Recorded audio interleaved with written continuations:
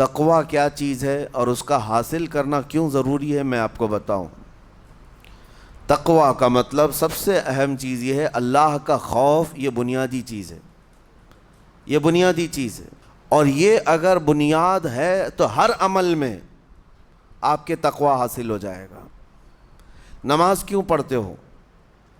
نماز ایک ڈیوٹی سمجھ کر کے پڑھتا ہے تو کوئی مسئلہ ہی نہیں اس کا، یعنی وہ ڈیوٹی ادا کر رہا ہے، لیکن نماز میں اگر خوف خدا ہے، اللہ کے ڈر سے پڑھتا ہے، یہی تقویٰ ہے۔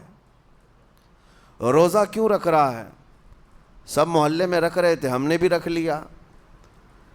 روزہ اس لیے رکھ رہا ہوں کہ لوگ برا نہ سمجھیں یا اسلام کا ایک حصہ ہے، اتنی ہی نیت تھی تو پھر اس نے روزے سے کچھ حاصل نہیں کیا، لیکن اسی روزے کو اللہ کے خوف سے رکھا، یہی تقویٰ ہے۔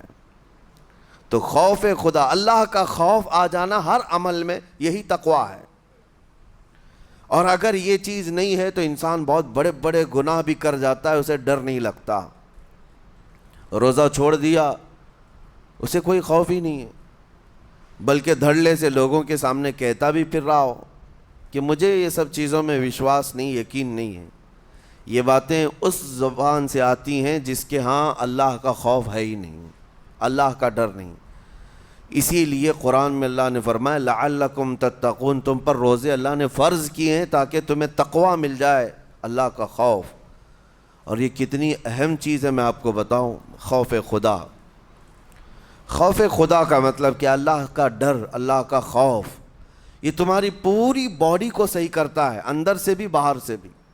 خوف خدا، تم ہر قدم پر اگر یہ سوچتے ہو کہ میرا رب مجھے دیکھ رہا ہے، جیسے کہ آپ کو پتہ ہے حدیث پاک میں حضور صلی اللہ تعالیٰ علیہ وسلم سے پوچھا بھی گیا احسان کیا ہے، یعنی نیکی کس کو کہتے ہیں؟ حضور نے فرمایا تم نماز ایسی پڑھو یا عبادت ایسے کرو جیسے تم اللہ کو دیکھ رہے ہو۔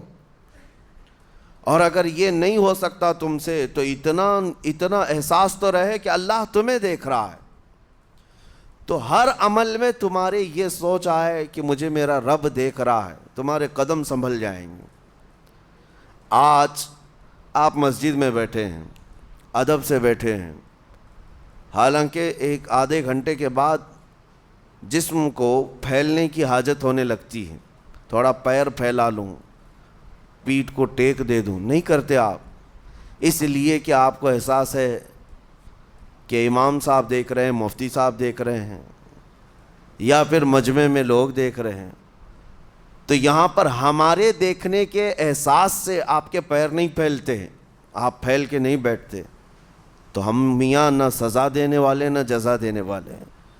یہی احساس اگر اللہ کے دیکھنے کا ہو جائے کہ میرا رب مجھے دیکھ رہا ہے، تو پھر آپ کو کسی نگرانی کی ضرورت نہیں، کہیں کسی سی سی ٹی وی کی ضرورت نہیں۔